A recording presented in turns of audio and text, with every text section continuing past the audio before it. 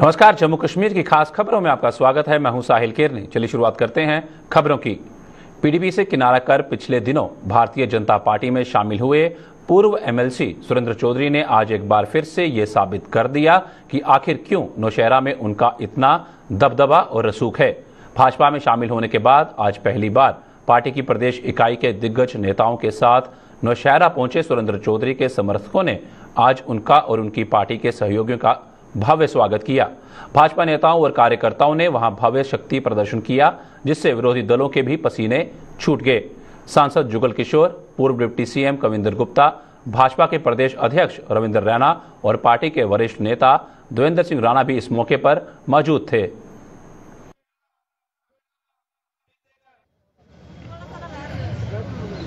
लेकिन आज कोई लंबी चौड़ी दम रखने की वजह नहीं है।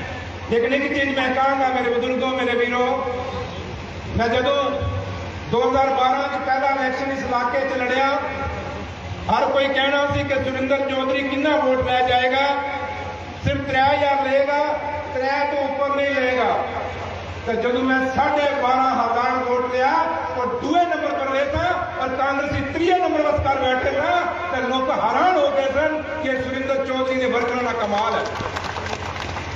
मेरे बुजुर्गों, मेरे वीरों, 2014 च इलेक्शन होया, मेरे भाई, मेरे भरा देवेंद्र सिंह राणा जी ने क्या आज दरिया ने पुठे रस्ते पर सा साड़ा मुकाबला डायरेक्ट पीडीपी सा, क्योंकि मैं अज तक पीडीपी का नाम लेना छोड़ बैठा और जरा छड़िया ग्राम का की लेना ना।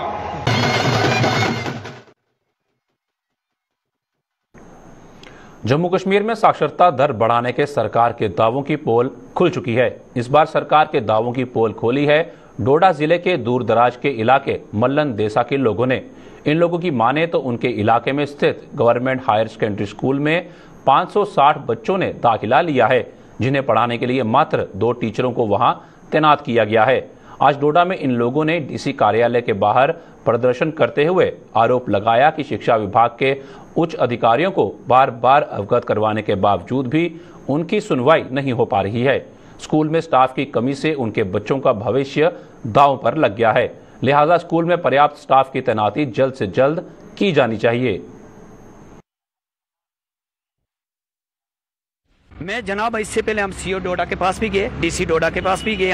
हमें कोई उम्मीदें, जब उन्होंने 3 या 4 दिन का हमें टाइम दिया था, आज 4 दिन का और का 10 दिन हो गए, आज तक हमारे पास कोई भी स्टाफ नहीं पहुंचा जनाब। आज अभी तक हमारे बच्चों की एडमिशन तक नहीं हुई है, अभी तक हमारे बच्चों ने स्कूल तक नजर नहीं मारी। हम सर क्या उम्मीदें लेकर ये बोलेंगे सरकार को कि हमें क्या मिल रहा है? हमें जनाब बाकी चीजें इस वक्त अगर हम बाकी चीजें गिननी शुरू हो जाएंगे, हमारा एक देश बंजर बन चुका है, मगर उस चीज पे हम अभी जाना नहीं चाहते। मैं आपके सामने बोर्ड पर बेटी बचाओ का बोर्ड, यही बेटी बचाओ मैं एक सरकार से पूछना चाहता हूं। यही नारे हैं सरकार के कि हम बेटी बचाओ की बात करें, जहां 560 बच्चे हैं और आज तक अभी बच्चों ने हमारा स्कूल नहीं देखा, एडमिशन ही नहीं हुई। यही बेटी बचाओ है मैं कहना चाहता हूं जनाब।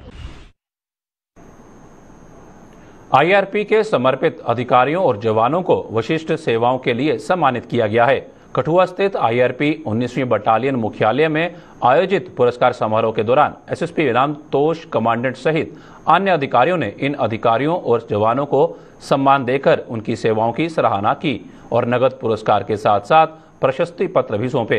इस दौरान विभिन्न मोर्चों पर अनुकरणीय सेवाएं प्रदान करने वाले 310 अधिकारियों और जवानों को समर्पण के साथ सरकारी कर्तव्यों का पालन करने के लिए यह सम्मान दिया गया।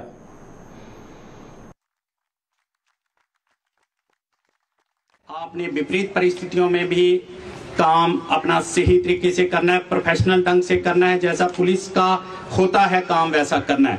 पुलिस की सेवाएं उतनी आसान नहीं है और पुलिस वाले को तैयार करना भी इतना आसान नहीं है। पुलिस वाले को बनाने के लिए तराशना पड़ता है और बड़ी मेहनत लगती है, बड़ी मुश्किलात होती है और उसके जो सुपरवाइजरी ऑफिसर्स होते हैं जिनकी कमांड में पुलिस वाला काम करता है, उसकी भी बड़ी जिम्मेवारी बनती है कि वह किसी भी प्रकार की विद्या, तो इसलिए यहाँ पर पुलिस में आकर के बड़ी खुशी के साथ सेवाएं देनी है और बड़े भाग्यशाली होते हैं लोग जो पुलिस में आकर पुलिस के माध्यम से अपनी प्रगति करते हैं, अपने आप को देश सेवा में लगाते हैं, लोक कल्याण में लगाते हैं और दुनिया का भला करते हैं। कठुआ की पंचायत कोट पुन्नू में सरकारी जमीनों पर हुए अवैध कब्जे के मामले को लेकर स्थानीय सरपंच की अगुवाई में लोगों ने आज डीसी से मुलाकात कर इस कब्जे को हटाने की मांग की। सरपंच की माने तो कब्जा करने वाले पंचायत के अन्य लोगों को धमकाने से भी बाज नहीं आते हैं और इनके खिलाफ पहले से ही कई बार कोट पुन्नू चौकी और राजबाग पुलिस स्टेशन में शिकायतें की जा चुकी हैं।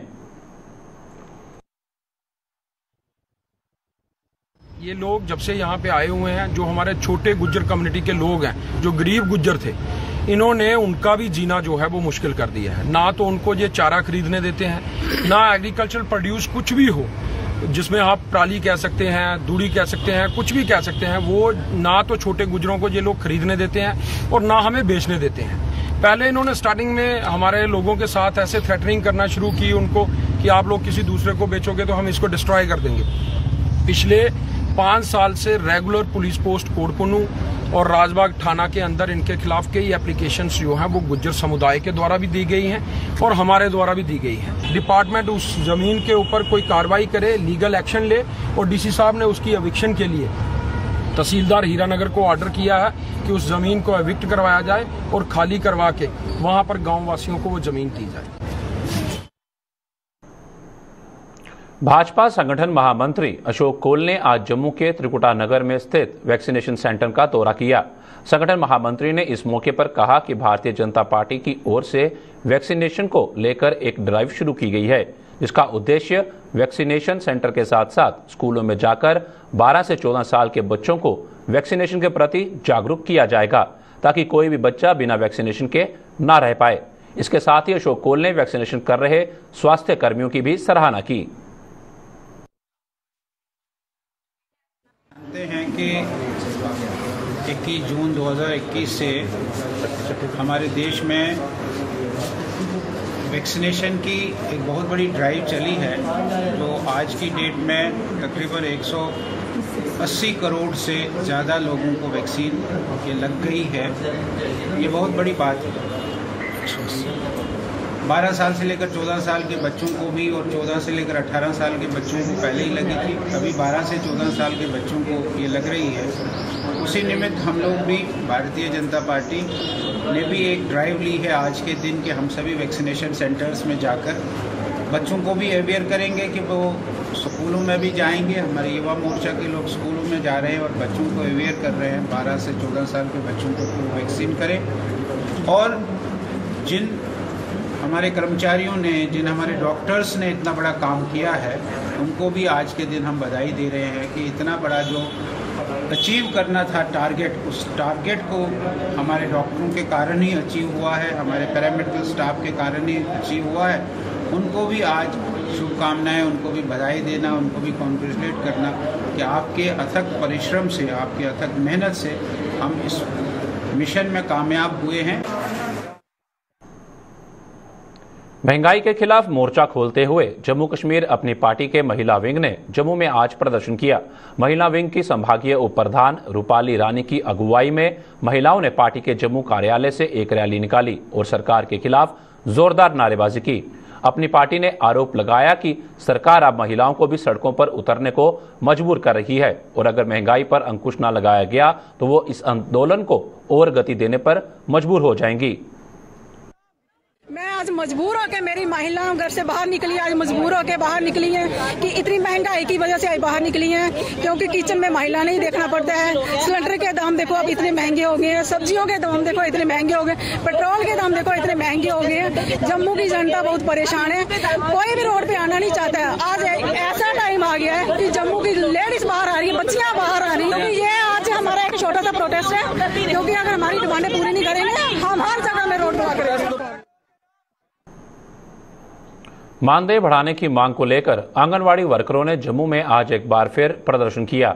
भारतीय मजदूर संघ के बैनर तले प्रदर्शन करते हुए आंगनवाड़ी वर्करों ने उन्हें दिए जाने वाले मानदेय में जम्मू कश्मीर की भागीदारी बढ़ाने की जरूरत पर बल दिया। उन्होंने कहा कि ये भागीदारी न बढ़ने से उनके मानदेय में बढ़ोतरी नहीं हो पा रही है और जो मानदेय उन्हें दिया जा रहा है वो ऊंट के मुंह में जीरा साबित हो रहा है। आज का हमारा जो ये धरना प्रदर्शन हमने यहाँ रखा है, ये इसलिए है कि हमारी जो स्टेट गवर्नमेंट है वो नहीं जाग रही है, क्योंकि हमने 10 बार प्रोग्राम किए हैं अपने एलजी साहब को थ्रू मेमोरेंडम के और थ्रू प्रेस के। हमने ये बताया उनको कि हमारा जो स्टेट का शेयर है वो 600 रुपया है और ये बहुत कम है, और आज की महंगाई के दौर में हम 600 रुपए से कैसे घर का गुजारा चला सकेंगे।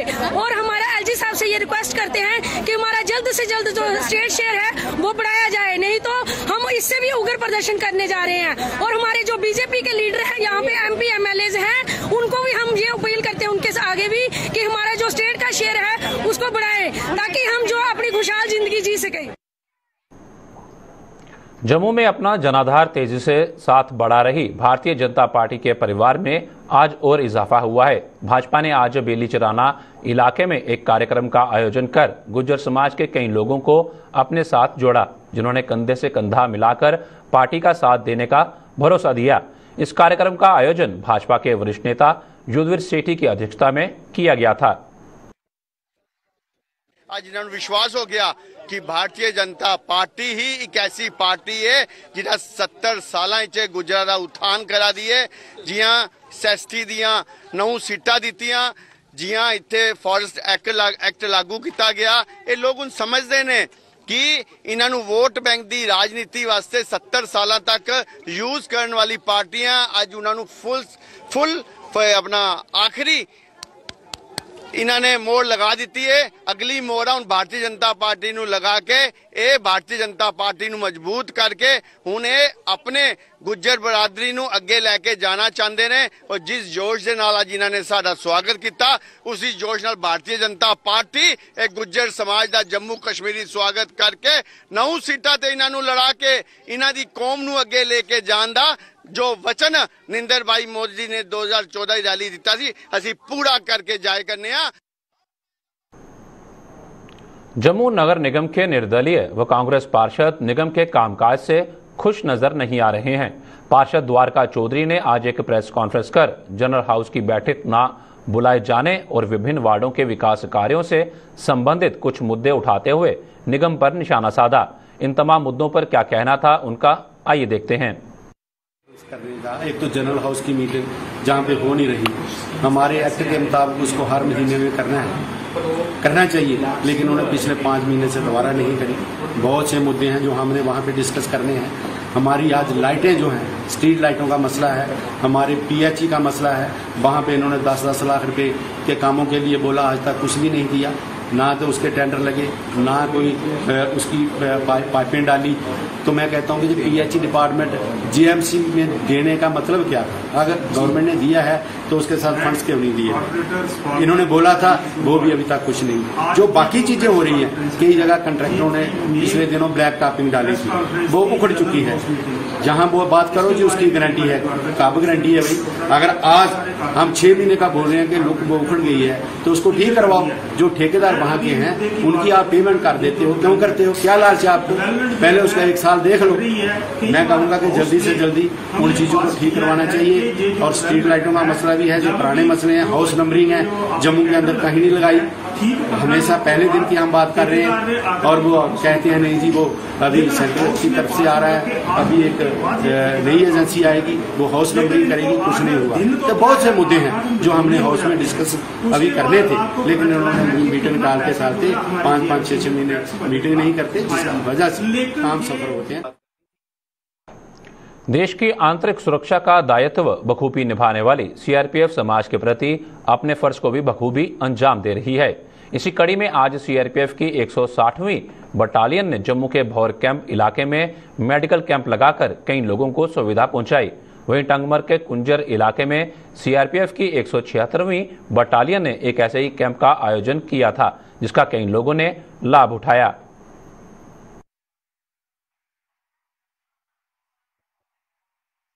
फ्री मेडिकल कैंप ये भारत सरकार की योजना है, हर वर्ष हम लगाते हैं। इसका मुख्य उद्देश्य है कि सभी को स्वस्थ रखना, जो ज़रूरतमंद लोग हैं उन तक जो है मेडिसिन पहुंचे, उनको फ्री मेडिकल कैंप इसलिए हर साल लगाते हैं। इस मेडिकल कैंप में वारीपोरा, और बरजुला और पिंजोरा विलेजेस के जितने भी बाशिंदे हैं इनको यहाँ पे बुला के मेडिकल फैसिलिटीज जैसे इनका कंसल्टेशन के बाद में इनको मेडिसिन और आगे के फ्यूचर के लिए कोई अगर मेडिकल हेल्प लगती है तो इसके बारे में यहाँ पे इनको हेल्प दी जा रही है। ये फर्स्ट कैंप है इस ईयर का और इसके बाद में यहाँ पर एक और कैंप होगा, कुंजर में होगा, तनमर्ग में होगा और लास्ट कैंप हमारा बाबा ऋषि में होगा। आप जैसे देख रहे हैं इसमें बुजुर्ग, महिला, पुरुष, बच्चे, लेडीज सारे आ रहे हैं और सभी यहाँ का इस मेडिकल कैंप का फायदा उठा रहे हैं। मेंढर पुलिस ने नशे के तस्करों के खिलाफ कार्रवाई करते हुए 2 तस्करों को गिरफ्तार किया है। इन दोनों ही तस्करों से 1 किलो से ज्यादा चरस और 12 बोतलें अवैध शराब की बरामद की गई हैं। आरोपियों की पहचान मोहम्मद इलियास निवासी अड़ी और महेश चंद्र निवासी गोलाड़ मेंढर के रूप में की गई है। इन दोनों के खिलाफ मामला दर्ज कर आगे की कार्रवाई शुरू कर दी गई है।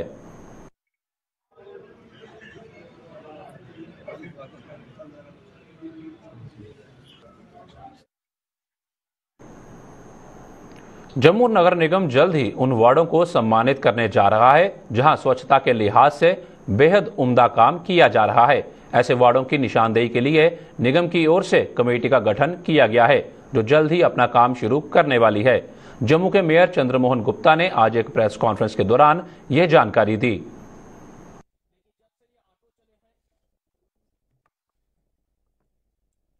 वार्डों में हमारे जो सैनिटेशन के 3 जोन हैं, 3 जोनों के अंदर हमने पूरे 2 कमेटीज बनाई हैं। एक कमेटी हमने बनाई है लोअर लेवल की जो 25-25 वार्ड पे निरीक्षण करेगी।